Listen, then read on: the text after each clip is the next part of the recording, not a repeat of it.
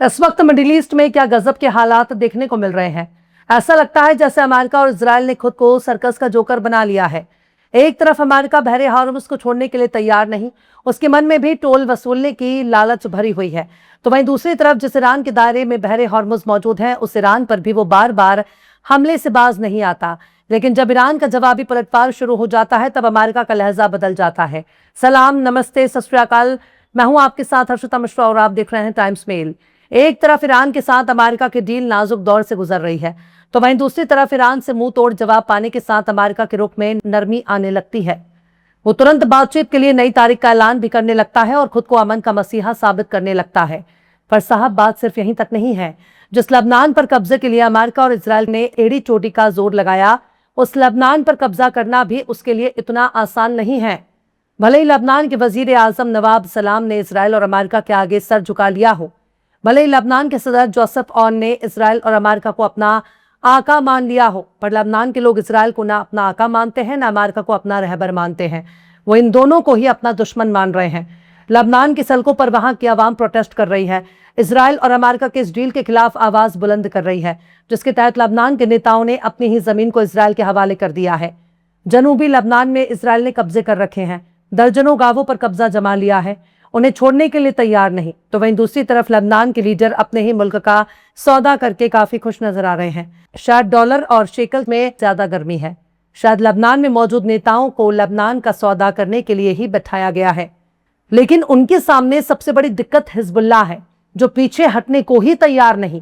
Hezbollah ने समझौते को ही मानने से इनकार कर दिया है। उसने इस समझौते को ही बहुत ही शर्मनाक करार दिया है और अपनी जमीनों को इजराइल के हवाले करने जैसे इल्जाम अपने नेताओं पर लगाए हैं। लेकिन हिजबुल्लाह पर कंट्रोल तब किया जाएगा जब हिजबुल्लाह को रोकने का तरीका अमेरिका, इजराइल और लबनान की कठपुतली सरकार के पास होगा। लबनान की कठपुतली सरकार हिजबुल्लाह को रोकना चाहती है, जिस हिजबुल्लाह ने इजराइल से लड़कर लबनान की सरजमीन को इजराइल से छीन लिया था। उस लबनान की सरजमीन को अब लबनान की कठपुतली हुकूमत ने इजराइल के हवाले करने का फैसला कर लिया है। यानी इजराइल ने जो कामयाबी मैदान जंग में हासिल नहीं किया, वो कामयाबी बातचीत के टेबल पर हासिल करना चाहता है और शायद उसने हासिल कर भी लिया है। पर लबनान की जमीनों पर अपना मालिकाना हक जताने के लिए यह जरूरी है कि पहले लबनान से उसकी जमीनों को छीना जाए और उस पर कब्जे को बरकरार रखा जाए, क्योंकि हिजबुल्लाह ऐसा करने ही नहीं देगा। इतना ताकतवर होने के बावजूद भी इजराइल के पास हिजबुल्लाह से मुकाबले की ताकत नहीं है, क्योंकि उसके फौजी लबनान के अंदर ही मारे जा रहे हैं। लबनान उनका अपना मुल्क नहीं है। जनूबी लबनान में कब्जा करने के चक्कर में इजराइल के फौजी चुन चुनकर हिजबुल्लाह के हमले का शिकार हो रहे हैं। पर साहब, ताली दोनों हाथों से बजती है। जब लबनान में समझौता हो चुका है, अमेरिका, इजराइल और लबनान की हुकूमत ने आपस में डील कर ली है, तो फिर लबनान के इलाकों पर इजराइल हमले क्यों कर रहा है? इजराइल के ये हमले बताने के लिए काफी है कि लबनान की हुकूमत में कितना कमजोर समझौता किया है। याद रखिए, समझौता बराबरी वालों में किया जाता है, और अगर इजराइल इस डील को तोड़ रहा है, सीजफायर को तोड़ रहा है, जंगबंदी को तोड़ रहा है, तो इजराइल के खिलाफ लबनान क्या एक्शन ले सकता है? क्या लबनान की कठपुतली हुकूमत के पास इतनी ताकत है कि वो इजराइल का मुकाबला कर सके? लबनान की कठपुतली हुकूमत यूरोप की आंखों का तारा है। लबनान की कठपुतली हुकूमत अमेरिका का राज दुलारा है। पर क्या लबनान को उसके सेल्फ डिफेंस के लिए क्या अमेरिका या यूरोप एयर डिफेंस सिस्टम दे सकते हैं? क्या लबनान के तहफ़्फ़ुज़ के लिए अमेरिका और नाटो के मुल्क अपनी अपनी फौज भेजकर इजराइल से मुकाबला कर सकते हैं? इसका एक ही जवाब है, नहीं, बिल्कुल भी नहीं। क्योंकि वो इजराइल के साथ हैं, और अगर वो लबनान में अपने अपने एयर डिफेंस सिस्टम तैयार कर देंगे, अपनी अपनी फौज भेज देंगे, तो फिर लबनान की ज़मीनों पर कब्जा करना बहुत मुश्किल हो जाएगा।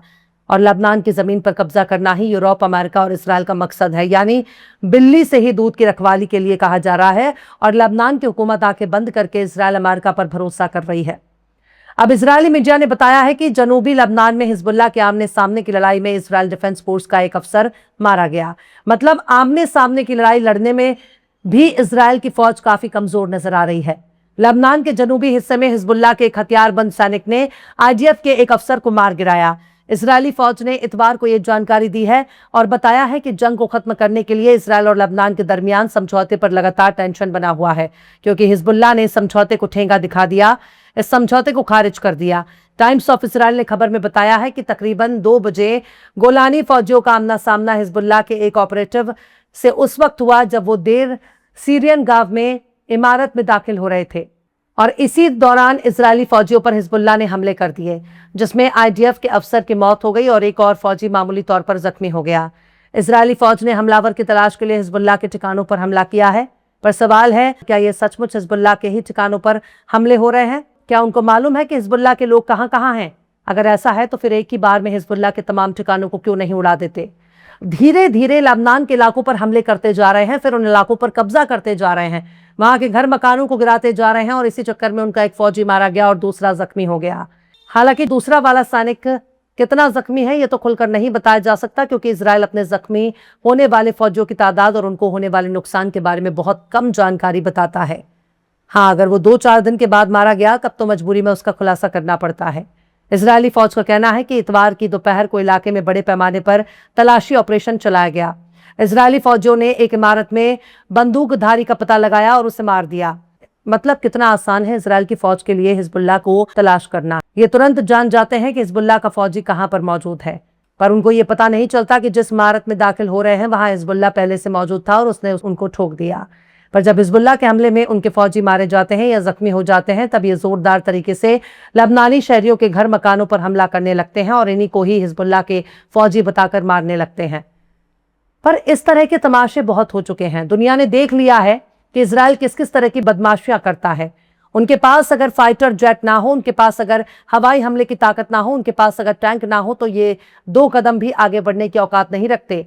ये किसी भी शख्स से बराबरी की जंग कर ही नहीं सकते, क्योंकि बराबरी की जंग करने के लिए उनके पास हिम्मत नहीं है। और याद रखिए, हिम्मत किसी शॉपिंग मॉल में बिकने वाली आइसक्रीम नहीं है। हिम्मत किसी गली या चौराहे पर नहीं बिकती, बल्कि हिम्मत अपने अंदर पैदा होने वाले जज्बे का नाम है, जिसके बगैर कोई भी जंग जीती नहीं जा सकती। ये ईरान के पास एडवांस फाइटर जेट नहीं है, फिर भी उसने इसराइल में तबाही मचा दी, अमेरिका को बहुत बड़ा नुकसान पहुंचाया, जिसकी वजह से अमेरिका को झुककर ईरान के साथ समझौता करना पड़ा। तो बताइए, अगर मार्केट में हिम्मत मिल रहा होता तब तो अमेरिका और इसराइल पूरी दुनिया पर ही अपना कब्जा जमा चुके होते। और अफसोस, हिम्मत किसी बाजार में मिल नहीं सकती, इसे खुद से बनाना पड़ता है, खुद के भीतर मेहनत और काबिलियत से लाना पड़ता है। दूसरों के घर, जमीन, मकान पर कब्जा करके ये हिम्मत नहीं ला जा सकती। खैर, ईरान के साथ बहरे हॉर्मुज का तनाजा अभी भी बना हुआ है। 2-4 झटके खाने के बाद अमेरिका ईरान से बार बार बातचीत के लिए तैयार भी होता जा रहा है और फिर ईरान के इलाकों पर हमले भी कर देता है।